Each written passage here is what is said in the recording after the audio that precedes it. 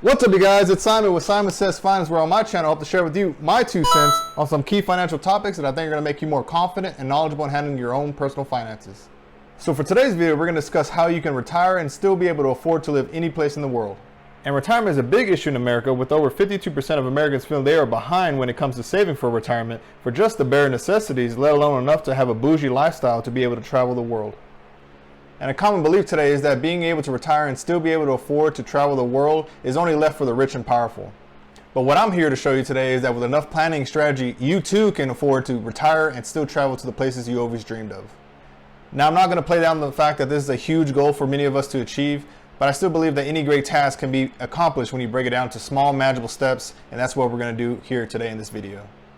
Now, if any time in this video you have any questions, feel free to comment down below and I'll be more than happy to help you out in your particular situation.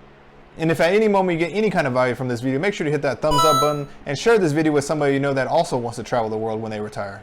But just as a quick disclaimer, I'm not a certified financial advisor. I'm just some guy on YouTube giving his opinion on certain financial topics, and it's up to you to determine what is best for your own personal finances. and now with that said, let's get started. Now, in order to accomplish any financial goal, we have to have specific, measurable things that we're aiming for. So with a simple Google search, you'll be able to find that according to many surveys online, Bermuda is the most expensive country to live in per month, with an average cost of $5,011 per month for the average citizen. So for many of us watching, Bermuda probably wasn't even on your list of places you want to go when you retire. So what this means really is pretty much any other place other than Bermuda that you desire to go will pretty much be cheaper than this. But in order to prove a point and make the numbers easy, we're going to use $5,000 as the amount that we need in order to live any place in the world. So pretty much all the math that I'm going to be using in this video, as well as strategies, are going to be based off this amount. So now let's say you decide to retire at the age of 62 so that you can get the full benefit of your Social Security, and that you plan on retiring for 30 years. That way you can plan to kick the bucket at age 92.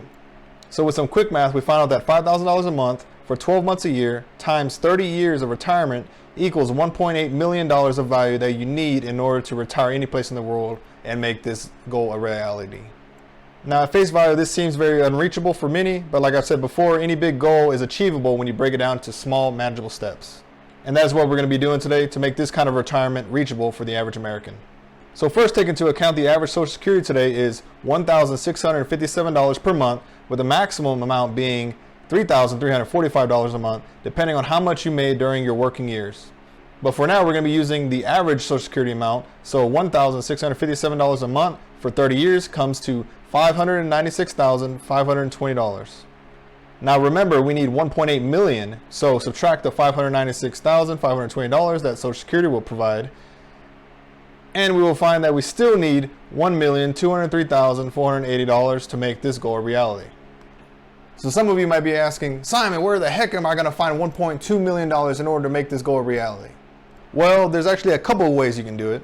So for method number 1, you could save your way up to the $1.2 million in a savings account, but this is not the best way. If you start at age 25 and save till you get the full Social Security retirement at age 62, you would need to save $2,710.54 a month for 37 years. As you can see, this is probably not the most achievable method to use for the average American, when the average American salary is only $51,916 or $4,326 a month. In order to do this method, the average American would have to put away 63% of their income into savings, which is a pretty painful way to go about reaching this goal. So what else can we do to make this goal a reality? Method number 2 will be investing into a retirement account. If your current job has one, you could open up a 401k and invest it from the age of 25 to 62. Using the average American salary of $51,916 and the average historical index fund return of 10%, that means you would have to contribute just $475.89 per month with a 0% employer match in a 401k. Notice I said that $475 a month is not counting an employer match. So if your job offers a match, like many do, you can contribute even less and still afford to reach this goal by the time you retire. Also notice that the required amount with no employer match is $475 a month, is lower than the average new car payment in America today of $609 a month. And it's on par with the average used car payment of $465 a month. In other words, by simply investing the same amount of money into a 401k instead of always buying a new car every few years, you could afford to retire and travel the entire world in your retirement for 30 years. So just let that marinate in your brain for a second every time you decide to go to a new car dealership. So the third method of achieving this goal is going to be the cash flow method.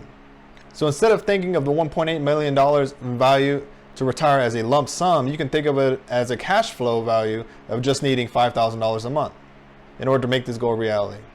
Now, if we do the math again based on the required cash flow we need per month, remember we needed $5,000 a month in order to live anywhere in the world.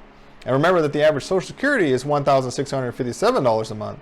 So if you take the $5,000 we need minus the $1,657 from Social Security, that leaves us with $3,343 a month that is still needed in order to make this goal a reality.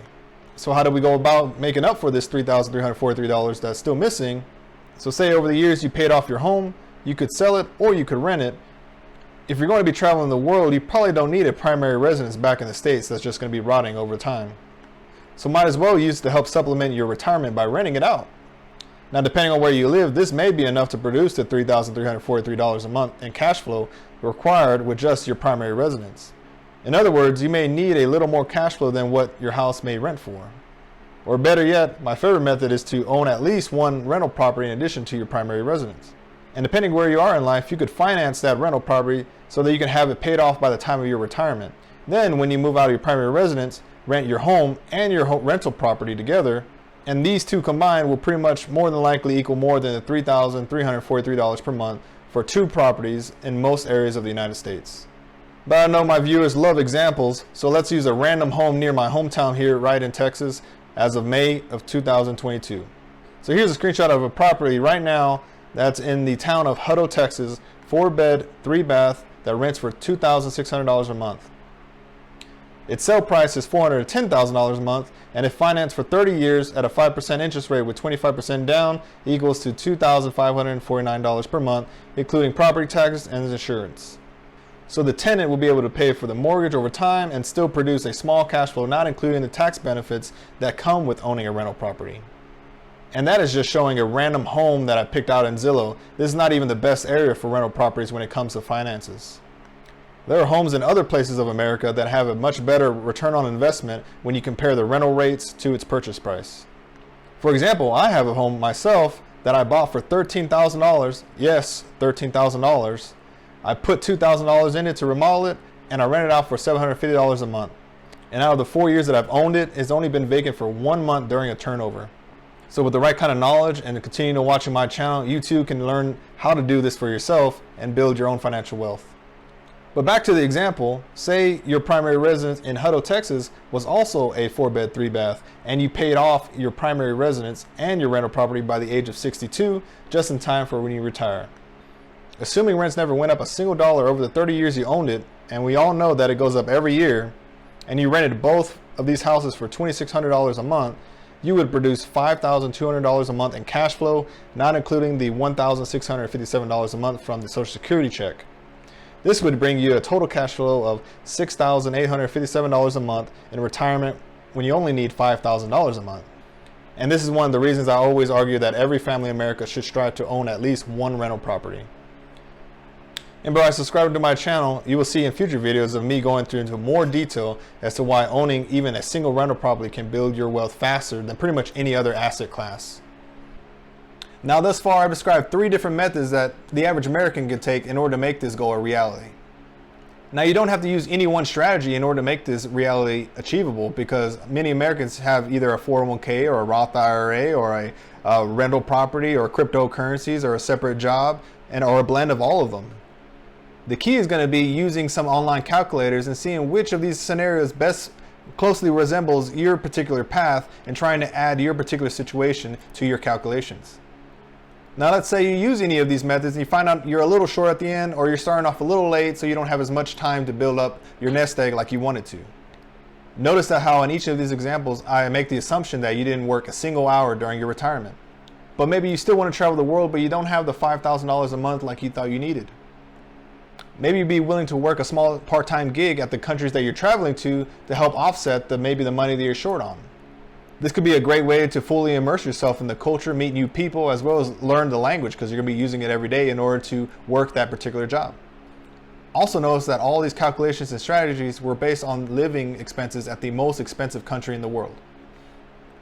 And maybe you don't even want to go to Bermuda when you retire, but let's say you do. A way to make this goal still achievable for you is to go to maybe a lower cost of living country for a set period of time. That way you can save up some money to afford to go to the higher end and more expensive country. For example, you could stay at Japan for a few months, which has an average cost of living of $2,612 a month, so that you could afford to stay at a more expensive country the remainder of the year so that it still falls within your monthly budget. Also keep in mind, this video is just for you to get you thinking on what kind of opportunities can be achievable for you in retirement. There are still plenty of other sub-strategies that you can use to help supplement any of these methods. That way it can make it more achievable for you and easier for you to afford to travel anywhere in the world. For example, if you've seen some of my other videos on how you can utilize credit cards to help offset some costs of daily expenses, as well as get some hotel and airline points. Or you can consider traveling with a friend to help split the cost of a room. And remember, where there's a will, there's a way, and as long as you're intentional and deliberate about using one of these strategies, you too can make this a reality for yourself. Well, that's it, you guys, on this video on how to retire and still be able to afford to live anywhere in the world. Now remember, in the beginning of this video, we described how we needed $1.8 million in order to make this goal a reality. And at first and at face value, this seemed unachievable. But in fact, finance is very fluid in nature, and sometimes what we would think initially as being unachievable tasks can be managed when you break it down to small manageable steps that you can carry out day by day. All it takes is a little bit of knowledge and the will to see it through. And by subscribing to my channel, I hope to make more everyday people like yourself achieve your financial goals no matter how big they are. And if you got any value from this video, make sure to hit that thumbs up button and subscribe to make sure that you don't miss out on our next video, as well as comment down below any questions you have. I'll be more than happy to help you out. And with that, you guys, are my 2 cents that I invest in you that I hope compounds over time until we're all financially free. So until next time, guys, Simon says, do as I say and have a great day. Thank you.